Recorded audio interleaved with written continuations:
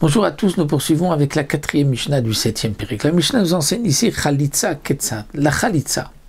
Lorsque un homme est décédé sans laisser d'enfant, sa femme doit faire le Lévira, le Yiboum. Si le beau-frère ne veut pas, si elle-même ne veut pas, alors pour qu'elle puisse se remarier, il faut qu'elle ait la Chalitza. C'est-à-dire, elle va déchausser son beau-frère et ensuite, donc, elle va cracher à côté et dire: voici donc ce que l'on fait à celui qui ne veut pas bâtir la maison de son frère. Et donc, puisqu'il y a quelques passages que la Yevama doit dire, la Chaloutza, parce qu'elle fait maintenant Chalitza, donc ces passages-là doivent être dits en hébreu Lashon HaKodesh. La Mishnah dit Chalitza Ketzad. Là aussi, d'où est-ce qu'on l'apprend? Eh bien, c'est marqué le même terme, Ve'anta ve'amra. Et elle répondra, elle dira.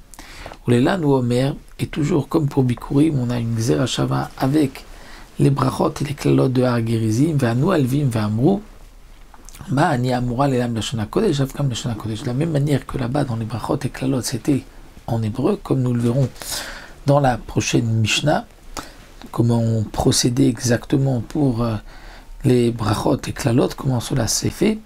Mais c'est vrai que la Mishnah plus loin ne nous dira pas d'où est-ce qu'on apprend que c'est lashon hakodesh. C'est ce que nous avons vu dans Rashi, puisqu'il y a dans le Barthénora, puisqu'il y a une autre Gzera Shava avec le don de la Torah, où c'est marqué Ve'elokim ya'anenu bekol.